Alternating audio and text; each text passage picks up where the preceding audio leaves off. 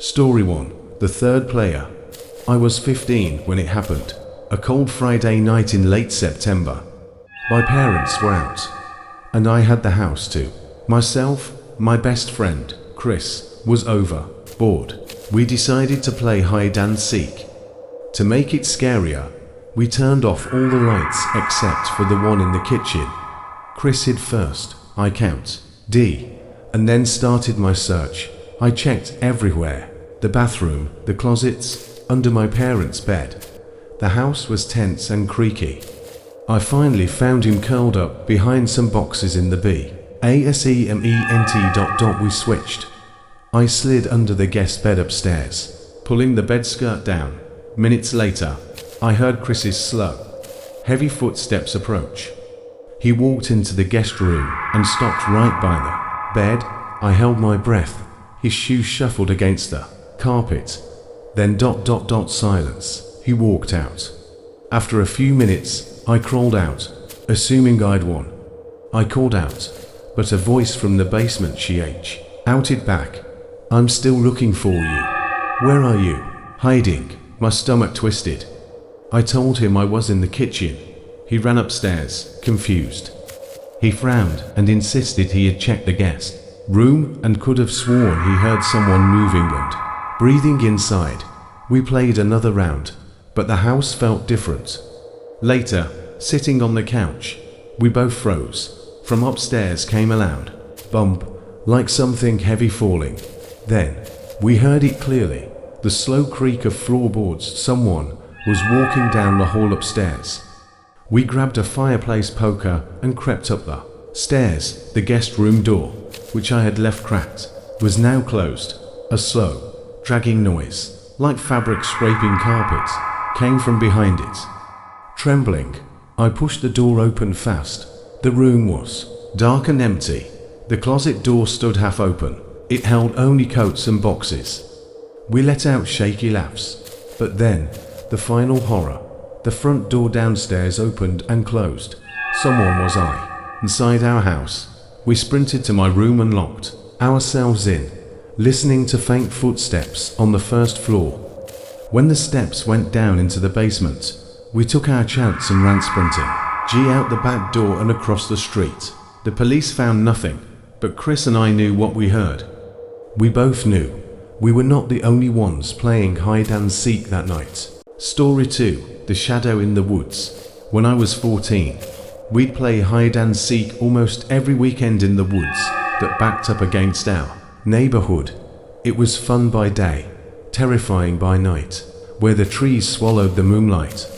The last time we played there were 5 of us. I hid behind a fallen log. After the seeker, Jason, finished counting, everything went silent. Then, I heard footsteps in the leaves. They stopped right near me. I held my breath, waiting for Jason to call out. But the steps started again. Crew. NCHING deeper into the woods. Later, when Jason called the round over, he looked confused. He said he never went that far into the woods. Who was the person that walked past me? Next round, I was the seeker. Deep in the woods, I heard it again. Slow, heavy footsteps moving just ahead of me. I shined my flashlight, but the trees were too thick. Then, Jason called out from behind me, saying he'd been hiding near the house the whole time. Twice now. Someone who wasn't one of us had been moving in the dark. In the final round, hiding near the edge, I heard a sound that froze me. Purring, a low voice, too soft to make out, but close. Seconds later, the heavy footsteps moved past me and into the trees. When the game ended, my friend Matt asked, "Did anyone else notice?" "The man," he said, while hiding. He saw a tall man standing, still in the woods, just watching. I believed him. The footsteps, the whisper, the silent man. I never played hide and seek in those woods again. When you hide in the dark woods, you never truly know who else is hiding with you. Story 3. The Uninvited Hunter. It was a hot Saturday afternoon last July. I was 14. My friends and I were hanging out in my huge backyard. Hen, a strange kid, Keith, who looked older, walked up from the dirt road. He claimed to live nearby and suggested we play manhunt, saying my yard was perfect for hiding, a definite red flag in hindsight. We agreed.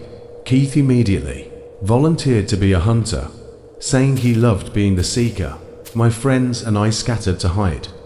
I was caught quickly in the old storage Ed. We all returned, waiting for Keith to follow. But Keith never came back. He had just vanished. That evening, I found something odd by my bedroom window. A piece of weathered, dirty rope on the grass.